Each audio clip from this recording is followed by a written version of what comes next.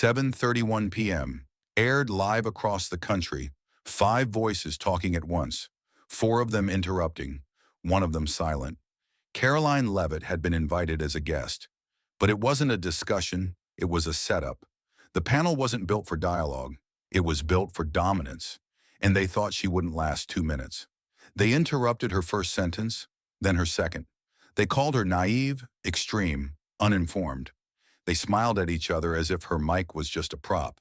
What they didn't realize was that silence isn't surrender, it's strategy. Because when Karoline finally spoke, calmly without raising her voice, she didn't fight them. She exposed them. She reminded millions of something simple. You don't have to shout to win. And in less than 90 seconds, every smug grin on that panel was gone. Because what Karoline said was louder than all of them combined. The studio looked polished on the surface. Bright screens, gleaming floors, camera rigs humming with quiet precision. Everything about it suggested professionalism, balance, authority. But behind that polished glass desk, beneath the perfectly lit skin of showmanship, was something else entirely. A script designed in advance. Not in words, but in structure. The names of the panelists didn't matter. What mattered was the ratio, 4 against 1. And they didn't see a guest. They saw a target. Karoline Leavitt was shown to her seat with courteous efficiency.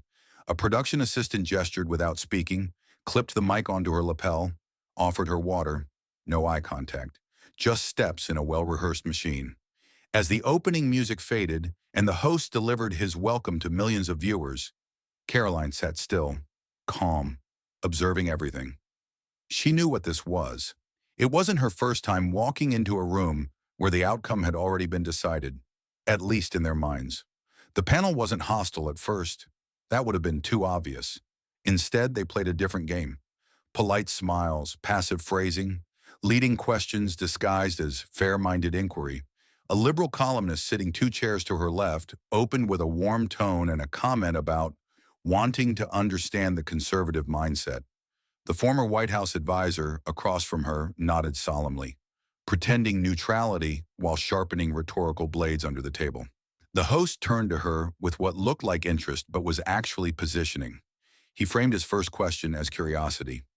What did she think of the administration's new stance on digital misinformation? But the tone said something else entirely. It said, "Let's see if you can swim in this current." Karoline answered clearly, offering a focused critique rooted in First Amendment principles, not partisanship. It was articulate, measured, and immediately stepped on. Before she finished her second sentence, one of the panelists cut in. "But don't you think that's a dangerous oversimplification?" Another followed. "You're ignoring the broader social responsibility platforms have." The third leaned forward. "That's not what the data shows." Their voices overlapped. The host made no effort to stop it. He smiled instead, letting the friction escalate. Karoline didn't interrupt. She didn't try to force her voice over theirs. She waited, and that was the first crack in their rhythm, because they expected a reaction, a raised voice, a flustered expression, a misstep under pressure. Instead, they were met with composure so absolute that it made their own noise feel chaotic by comparison. The interruptions kept coming. Each time she attempted to speak, a new voice jumped in, always with the same tone. Not debate, but dismissal. Not disagreement, but disqualification. They didn't argue with her points. They acted as if her points didn't exist. And the longer they did it, the more obvious the pattern became. To anyone watching closely, the balanced panel started to look like something else entirely, a performance of dominance, not discussion. But Karoline didn't blink. She didn't lean back. She didn't fold her hands in resignation. She leaned slightly forward, eyes steady, as if memorizing every interruption, every smirk, every false "let me finish" that cut her off before she had said 10 words. The more they pushed, the less rattled she became. And the studio didn't know what to do with that, because Karoline Leavitt wasn't losing. She was listening. And the longer they talked over her, the more they exposed exactly what they were afraid of. Her silence. Not because it was weakness, but because it was patience. There was a moment, barely noticeable to anyone not watching closely, when the noise on set began to crack. It came not from a raised voice or a technical error, but from something far more subtle.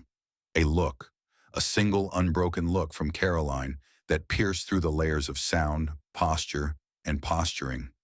She didn't roll her eyes. She didn't smirk. She didn't even shift in her seat. She simply looked straight ahead at the person speaking over her for the third time in under a minute, and everything slowed. The commentator, a former communications director known for his polished deflections, faltered mid-sentence. Not because he had run out of material, he had a decade of sound bites lined up, but because he felt it. That stare, calm, cold, not angry, not hurt, just absolutely still.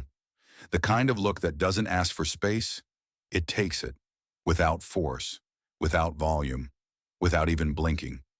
Caroline didn't need to say a word in that instant. The look itself was a sentence. Across the panel, the smiles started to stiffen. The studio's usual rhythm, setup, interruption, deflection, applause, was beginning to unravel. Because Caroline wasn't reacting the way the format required. She wasn't trying to reclaim her time. She wasn't begging for civility. She was just watching, holding their gaze, as if measuring how much interruption it took to discredit someone without even letting them speak. And viewers noticed. The live comments rolling beneath the screen began to shift.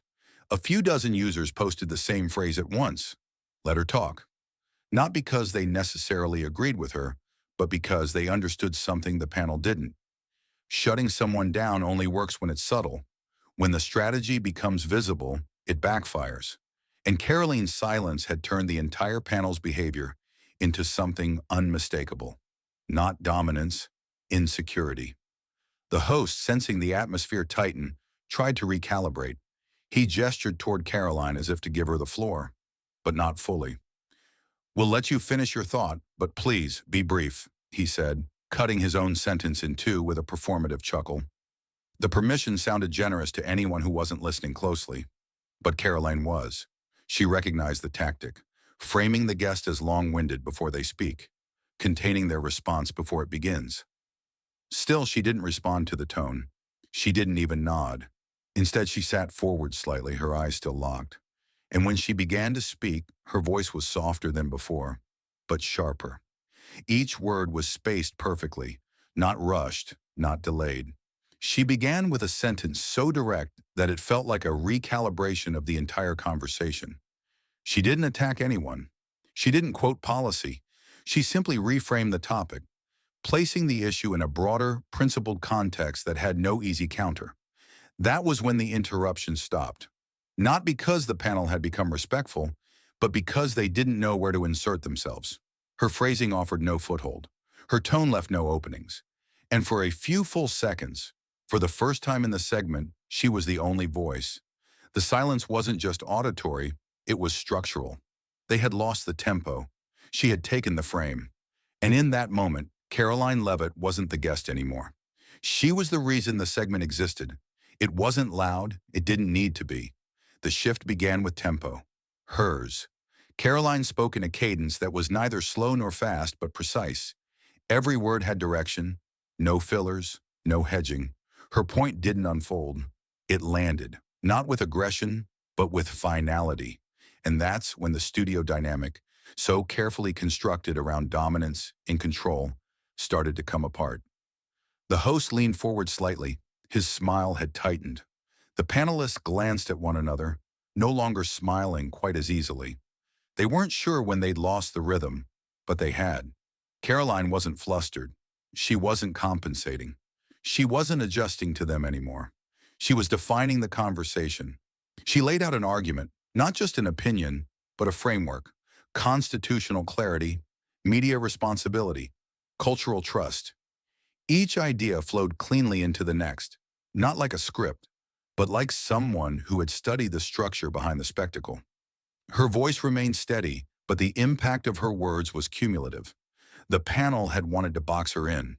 She had answered by tearing down the walls they didn't think she could see. When one of the commentators tried to cut in again, the interruption felt off, forced. The timing missed. He offered a sarcastic deflection about convenient interpretations and talking points, but it didn't land. Caroline didn't react. She didn't even acknowledge the jab. Instead, she simply continued, as if the interruption hadn't existed. That choice, subtle as it was, did something no retort ever could. It made the panelist invisible. He hadn't stopped her. He'd removed himself from the conversation. The audience picked up on it instantly. Live reaction feeds, once divided, now trended sharply. Words like calm, disciplined, clarity began to appear more than outrage, spin, or gotcha. Commentators on competing networks started tweeting mid-broadcast. A few used the word turning point. Even some known critics of Karoline began posting clips, not mocking her, but quoting her. In the studio, the host glanced off camera toward his producer, just for a second. But the glance said everything. It wasn't panic, it was realization. This was no longer the panel's segment. It was hers. And worse, for them, it wasn't explosive. It was effective. She wasn't scoring points. She was shifting perception, and perception is power. When she referenced a direct quote from the host's earlier interview, something he had said 2 weeks prior that contradicted his current framing, the room went still. She didn't mock him. She didn't even call him out. She simply reminded him, and then let the silence hang. It was the most dangerous kind of correction, factual, quiet, undeniable. A second panelist tried to pivot the conversation. She referenced a poll. Karoline acknowledged the poll, pointed to the methodology, and redirected again, this time toward the principles behind the numbers. It was surgical. She didn't deny data, she contextualized it, and in doing so, she exposed the selective framing without ever saying the word biased. The viewers weren't just hearing a rebuttal, they were watching a recalibration. They saw someone enter a loaded arena and drain it of its usual power sources: noise, interruption, dominance. Karoline wasn't matching energy, she was replacing it, and everyone watching on both sides could feel it. By the time she finished her final sentence in that sequence, she hadn't raised her voice once, and yet somehow, she had become the loudest voice in the room. The moment the interruption came again, curt, dismissive, and predictable, Karoline didn't flinch. She didn't lean back or break eye contact. Instead, she let the silence settle for a heartbeat longer than expected. Her expression didn't shift, but her presence did. Something in the atmosphere shifted with it, as if the oxygen in the room had been subtly recalibrated. The host, still mid-smirk, didn't realize the moment he had just invited. The rest of the panel, still clinging to their rhythm of calculated jabs and intellectual derision, didn't notice either. But the viewers did, and Karoline knew it. She straightened, not dramatically, but with quiet intent. Her voice didn't rise, yet it grew louder in the way a calm storm does. Firm, deliberate, inescapable. She no longer waited for a clear turn to speak. The idea of seeking permission had evaporated. This time, she didn't react to the interruptions. She overrode them. One by one, the panelists' familiar strategies collapsed under the weight of her certainty. The interruptions came softer, the rebuttals delayed. The rhythm had broken, and she was now setting the tempo. Karoline began not with rhetoric, but with substance. Dates, figures, legal citations. Her precision became her weapon. She didn't just reference a policy, she deconstructed it. She didn't merely push back, she exposed. She laid bare the contradictions of her opponent's prior broadcasts, quoting from transcripts, citing archived footage, revealing just how deeply she had prepared. The studio lights caught the edge of the note card still clutched in one commentator's hand. Useless now, obsolete in the face of a memory sharper than paper. She pivoted with fluid ease from topic to topic, threading them together not as isolated points, but as part of a larger pattern. It wasn't just a debate anymore. It was an audit, and the panel, once smug and synchronized, had begun to fracture. Their expressions betrayed it first, glances exchanged without confidence, fingers twitching at pens that no longer had purpose. They had come to dominate a segment. Now they were participants in a correction. The host attempted one final redirect, forced and clumsy, but Karoline didn't acknowledge it. She kept speaking, not louder, not faster, but with an undeniable gravity. Her presence commanded the moment. The studio, previously buzzing with overlapping commentary, fell into a hush. The control room, sensing the loss of narrative control, flashed an urgent countdown to commercial. But the moment couldn't be edited. Not in real time. For viewers at home, it was something else entirely. What had started as an ambush was now a live unraveling. Karoline wasn't just holding her ground. She was rewriting it. She moved with such clarity, such composure, that the contrast to her opponents became almost cinematic. The young woman who had entered the set as an underdog now sat squarely at the center of gravity. Even in the silence of the panel, there was noise, a different kind. The sound of reputations recalibrating, the soft hum of producers reconsidering, the unease of a narrative slipping from their grip. Karoline didn't gloat. She didn't need to. Her calm was louder than any cheer, more damning than any insult. Her message, unshaken and complete, was now undeniable. The studio audience, previously polite and passive, had shifted. A few heads nodded. Someone near the back lowered their phone, as if instinctively recognizing that what they were witnessing didn't require documentation. It required attention. And somewhere behind the glass of the production booth, a decision was made to cut to break, not as a transition, but as a retreat. Karoline looked straight ahead, unfazed. She wasn't waiting for applause. She wasn't playing to the camera. She was simply done letting others dictate her sentence count. The interruption had been a gift, and she had used it, not to fight, but to silence. The commercial break was a technical necessity, but also a desperate reprieve. Behind the scenes, producers scrambled to recalibrate, their plan for the segment now in tatters. On-air graphics were hastily adjusted. The earpieces of panelists buzzed with directives cloaked in urgency. Stay composed, reframe the narrative, avoid escalation. But the damage was done, not through spectacle, but through an unbroken sequence of quiet control. Karoline's performance had upended the structure, not through volume or outrage, but through precision that made rebuttal feel frivolous. The control room knew it. The panelists knew it. The viewers knew it. When the show returned, the shift was visible. The host's voice had lost its lilt. The panel, once buoyed by each other's smirks and signals, now sat with the stiffness of those recently humbled. Karoline hadn't moved during the break. Her posture remained composed, her expression unreadable, and the air around her seemed to demand restraint from those who'd previously treated her as a caricature. What followed wasn't a continuation of debate, it was a recalibration of tone. The next topic was introduced with forced neutrality, as if trying to recapture a balance that had clearly slipped away. The questions aimed at Karoline were gentler, more measured, and framed to regain control. But she wasn't interested in playing defense.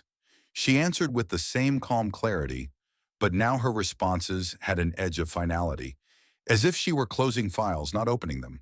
Her command over detail had already been established. Now her control over the atmosphere itself was evident. The panel responded not with challenges, but with caution.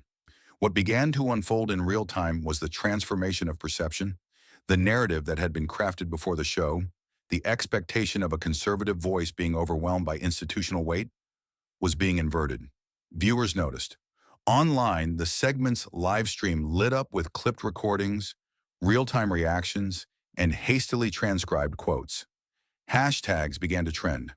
Influencers, politicians, even opponents shared clips, not in mockery, but in grudging acknowledgement. The performance wasn't just effective, it was viral. Producers debated whether to cut the segment early, but every option carried risk. Ending too soon would confirm the panel's defeat. Continuing only widened the gulf between Karoline and her faltering opponents. The cameras, impartial and unblinking, captured everything. The hesitations, the shrinking body language, the subtle yet unmistakable deference now directed toward her. She had, without a single dramatic gesture, become the dominant presence on set. In the newsroom, staff who had watched the segment unfold live now stood, no longer feigning multitasking. Editors began pulling footage, shaping clips before the show had even ended. The social media team split into factions, some trying to reframe the moment, others leaning into it. Regardless of intention, the result was the same. Karoline was at the center of the story. Across the country, televisions buzzed in living rooms, bars, and offices. On college campuses and in government offices, the moment was being replayed, parsed, dissected. not because it was scandalous or outrageous, but because it defied expectation. A young woman, outnumbered and outpositioned, had not only endured but prevailed, with grace that made condescension look clumsy and with intellect that made oversimplification dangerous.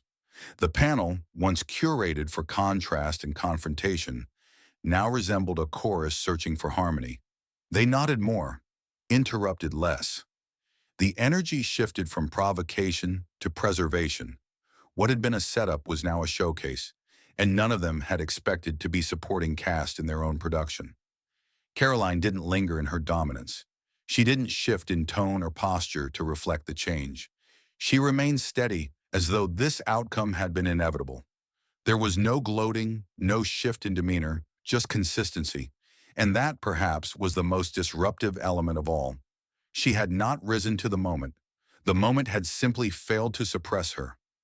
By the time the final segment rolled in, the panel had retreated fully into commentary mode, avoiding the kind of direct engagement that had led to their unraveling. Karoline responded when prompted, never overstepping, never withdrawing. She didn't chase applause, but the silence around her now had the weight of respect. In the post-show analysis, there would be attempts to reinterpret the event, to reduce it, to obscure the implications. But none of that mattered. The real impact had already escaped containment. Viewers had seen it. Staff had felt it.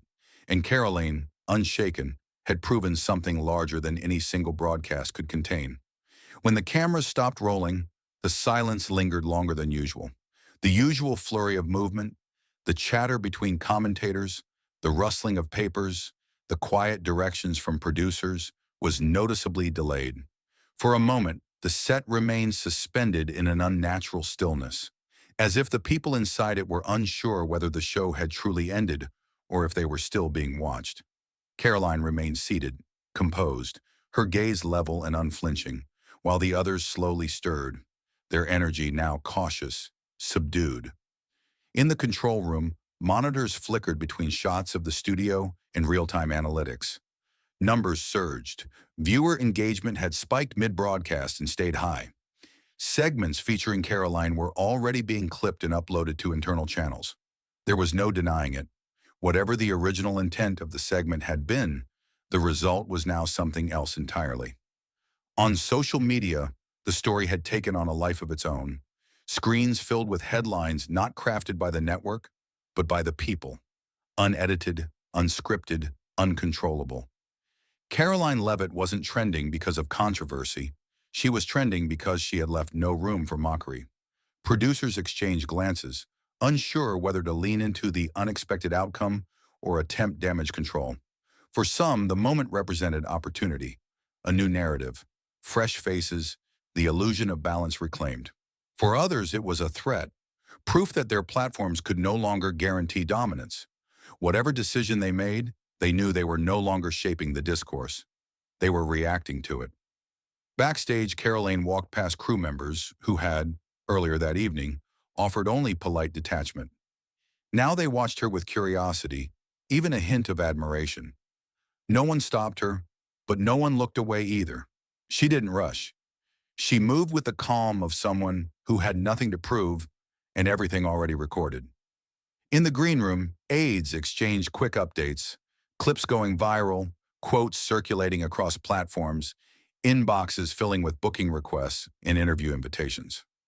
Within hours, she had gone from guest to headline. The panelists exited the studio more slowly, each preoccupied with their own postmortems. Their camaraderie had frayed, not out of personal animosity, but from the shared understanding that they had underestimated her. They had rehearsed their roles, relied on the same rhetorical traps that had always worked before, but this time, they had walked into a conversation already lost. There were no angry debriefs, only quiet acknowledgments of how swiftly the narrative had shifted. In the days that followed, the ripples spread far beyond the segment itself. Newsrooms debated how to cover the fallout without amplifying it. Editorials attempted to reframe the exchange, suggesting it was an aberration or a well-timed performance. But the footage told a different story, one that didn't fit neatly into established categories. It was shared in classrooms, dissected in political science departments, and played in campaign strategy meetings. The clarity of Karoline's responses, The contrast between her control and the panel's unraveling had become a case study in modern political communication. Political figures who had once kept her at arm's length began to reconsider. She wasn't just a conservative voice. They now saw her as a strategic asset. Invitations came in from both mainstream and alternative outlets. Her presence drew attention not for controversy, but for command. Commentators who had dismissed her began invoking her name in comparisons. Her performance had introduced a new variable into the media equation, one that couldn't be coached, edited, or ignored. Karoline herself didn't issue celebratory statements. She didn't repost the trending clips or engage in online sparring. Instead, she maintained the same composure that had carried her through the segment. Her silence in the aftermath only heightened the effect. While others scrambled to interpret what had happened, she simply moved forward, unshaken, undistracted. In retrospect, that night marked a pivot not just for Karoline, but for the broader ecosystem that had sought to control voices like hers. It proved that preparation could outlast provocation, that clarity could overwhelm noise, and that underestimating someone based on image or age was a miscalculation the public no longer tolerated. The panel hadn't just lost control of a conversation, they had lost control of the frame. And so the footage lived on, not as a viral moment destined to fade, but as a point of reference, a before and after. For Karoline, it wasn't the culmination of something, it was the beginning.